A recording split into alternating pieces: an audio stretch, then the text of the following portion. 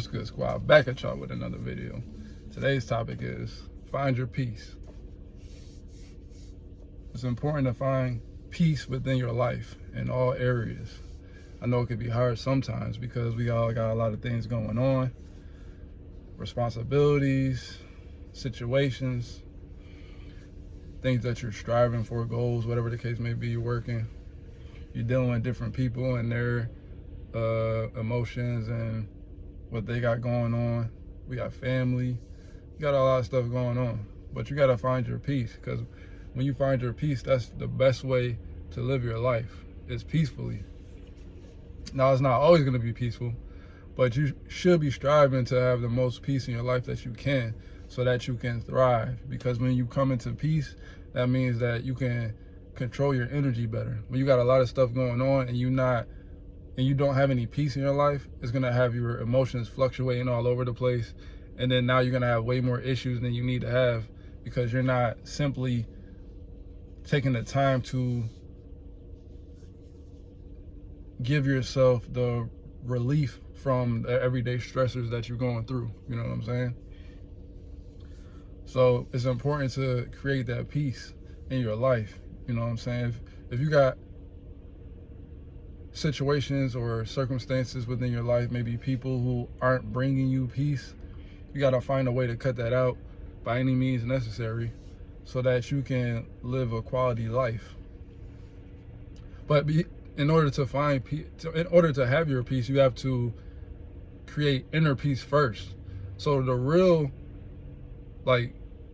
shortcut to that, or the real way to actually create peace in your life, is to actually create the peace on the inside first, and then it will reflect in the outside. Like I always say in my videos, whatever you got going on inside, it's about inside first, and then it will reflect on the outside. So if you got issues and trauma and unresolved emotions that you have going on the inside, you're not going to find peace on the outside, because your inside's messed up, and everything that's on the inside reflects on the outside. So first, the most important thing you got to do is work on your inner peace. And when you can create inner peace within yourself, I promise you, if you can create inner peace within yourself, your outer world is going to reflect that inner peace that you have on the inside.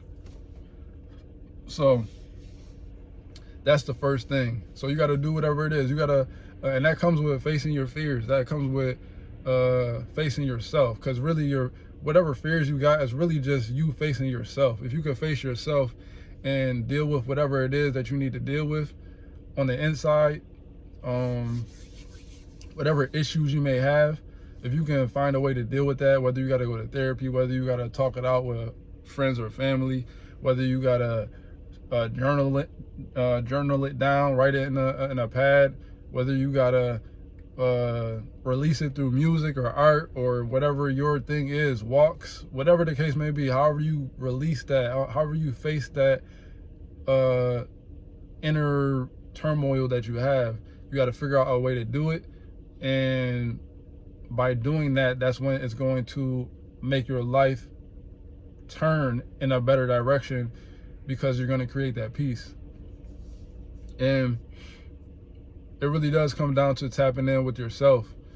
I know it's hard because we all have traumas and stuff like that, but if you can really sit with yourself and figure out what your triggers are and where your triggers come from, and I'm going to tell you, most of your triggers come from your childhood. Whatever you dealt with in your childhood, that's really where your triggers come from. There's something that happened to you as a child, more than likely. Yes, there's things that happen to you as you go through life and you grow, but most of the stuff is stemmed from something that happened to you in your childhood. And if you can pinpoint what that is, and then every time you have a trigger, because a trigger is just giving you a recognition that there's something that you got going on within you that hasn't been resolved. But once you figure out what that trigger is, then you can, every time you get triggered by something, you can say, oh, okay, this is a trigger, and I know what that trigger is coming from. It came from so-and-so. You know what I'm saying? It came from whatever happened to me when I was a child.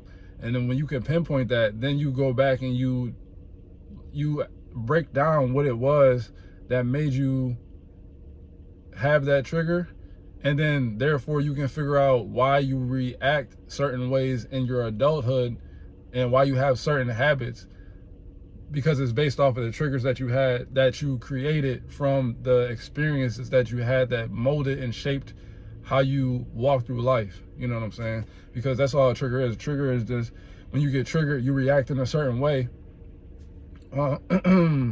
and or your behavior patterns are stemmed off of that certain circumstance or circumstances that happen to you, and you carry that with you. So while you're carrying that, it creates behavior patterns that are hard to break if you don't recognize that you're doing it in real time. But when you can recognize, like when you can really call yourself out and recognize that you're doing that, whatever it is, in real time, and then once you realize I'm triggered in this moment, then like I said, you can pinpoint and say, okay, I'm triggered, and since it's a trigger, I know this isn't actually about what's going on in this physical situation right now. It's something that happened to me in the past, and I need to go back, revisit that, just to address whatever it is. And then once you address it, it no longer has any power over you. Now you can reclaim your power once you address whatever happened to you, and realize that that happened to a different version of you, but it's not who you are now. It doesn't have to define who you are. Yes, it's something that you're always going to be working on, but it doesn't define who you are right now in your present moment. You can change the behavior pattern that you adapted from that scenario that happened to you or whatever you went through.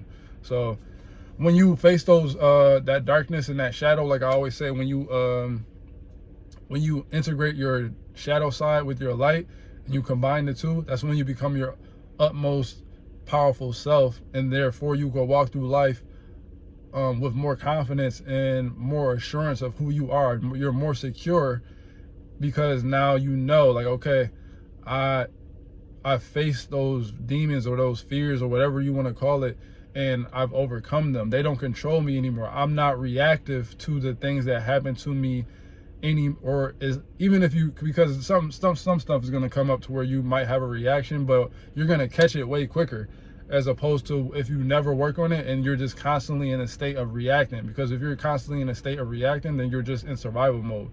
But when you can pinpoint whatever it was that got to you, that is messing up your inner peace, whatever turmoil you got going on the inside, if you can pinpoint what that is and work on it, then again, it's going to bring you back to a state of calm, because now you know, okay, in whatever situation, I've worked on that. So now I'm not going to allow myself to continue to react in that same way. I'm not going to allow myself to continue to have the same behavior patterns that I had, because I don't want to, it's downgrading my quality of life. I want to have a good quality of life. I want to have fun. I want to enjoy my life. I want to enjoy the connections that I have with the people who really care about me. But if you don't take the time to actually pinpoint what issues you have going on the inside, it's going to be hard for you to really connect to the people who are around you, in the situations that are around you, that are there to help you and have an enjoyable life. But once you deal with that, then you're free. So now once you become free, you can embrace everything that's supposed to be embraced for you, and life will flow much better and much easier. So you want to create peace within your life, and that's really what it comes down to 9 times out of 10, is you just have to work on your inside first. Once you work on your inside, work on stuff that creates those behavior patterns and those reactions. Once you do that, everything will be much better. You'll have a much better quality of life, and then you can create the same peace in the outer world that you now have created in your inner world. And then everything is just gonna flow and be so much better. You're gonna enjoy life so much better than you were previously enjoying it, because now there's nothing holding you back. Because when you have those unresolved things, that's like a shackle that's holding you down. You feel heavy.